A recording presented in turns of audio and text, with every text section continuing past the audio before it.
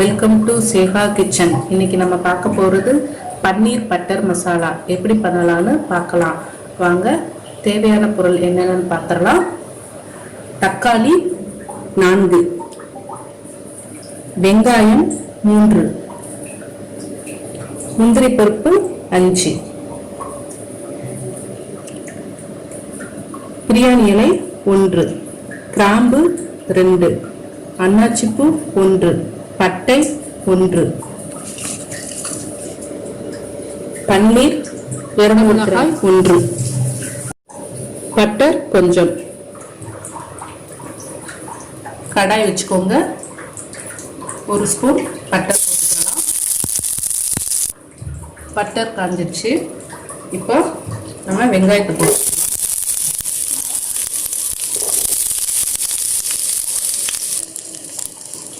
முந்திரி பருப்பு 5 வதங்கிடுச்சு. இப்போ தக்காளி ஆட் பண்ணிக்கலாம்.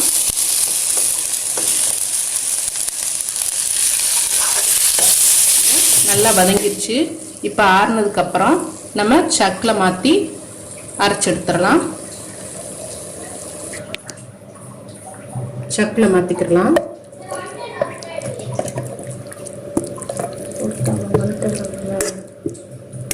கடாய் வச்சுக்கலாம். பட்டர் 1 ஸ்பூன் போட்டுக்கோங்க. இது நல்லா உருகிடுச்சு. பட்டை 1,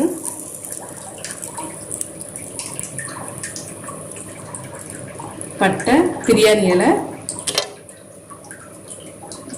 அன்னாச்சிப்பூ, ஏலக்காய். ஏலக்காவை லைட்டாக கொஞ்சம் தட்டிக்கோங்க. அப்போ தான் நல்லா சுமல் வரும்.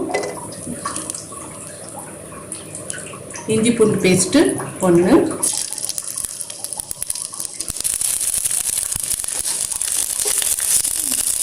பச்சை வாசனை போட்டு நல்லா வதக்குங்க.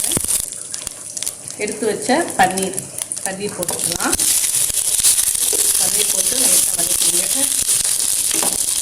வத்தப்பொடி 1 ஸ்பூன், கரம் மசாலா 1 ஸ்பூன், நறுக்கி வச்ச குடமிளகாவை நம்ம ஆட் பண்ணிக்கலாம். ஆட் பண்ணி நல்லா வதக்கிடுங்க. இந்த பன்னீரில் மசாலாலாம் நல்லா சேரணும். சரி, நல்லா பிறக்கினாப்புல நல்லா வதக்கிடுங்க. நான் கல்லுப்பு தான் யூஸ் பண்ணுவேன். கல்லுப்பு கொஞ்சம் போட்டுக்கோங்க. தேவைக்கேற்ப போட்டுக்கோங்க. நம்ம அரைச்சி வச்ச பேஸ்ட்டு ஊற்றிக்கிடலாம்.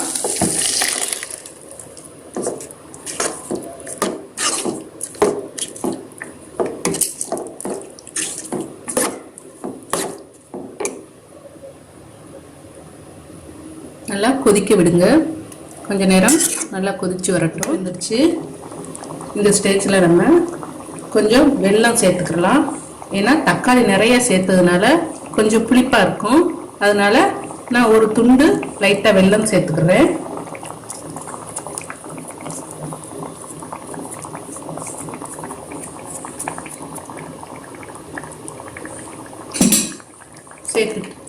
சேர்த்துட்டு நல்லா கிளறிடுங்க. இதோட நம்ம க்ரீம் மில்க் சேர்த்தா செம்ம டேஸ்ட்டாக இருக்கும். என்கிட்ட இல்லை இப்போ, அதனால மில்க்கு, தண்ணி ஊற்றாத மில்க்கு நான் சேர்த்துக்கிறேன். கொஞ்சமாக சேர்த்துக்கோங்க.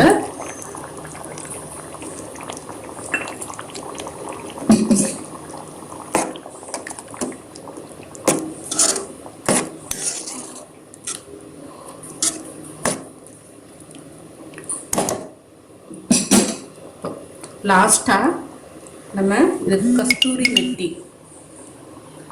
கஸ்தூரி மெட்டின்னு சொல்லுவாங்க. இது காஞ்ச வெந்தயத்தோட இலை. இதை நல்லா உள்ளங்கையில் வச்சு நல்லா கசக்கி இப்படி தூவிக்கோங்க. இது தூவினாலே நல்லா ஹோட்டல் ஸ்டைல் மனம் நல்லா வரும். இது தூவினோடனே நல்லா சுமல் பாருங்க, நல்லா வாசனையாக இருக்குது.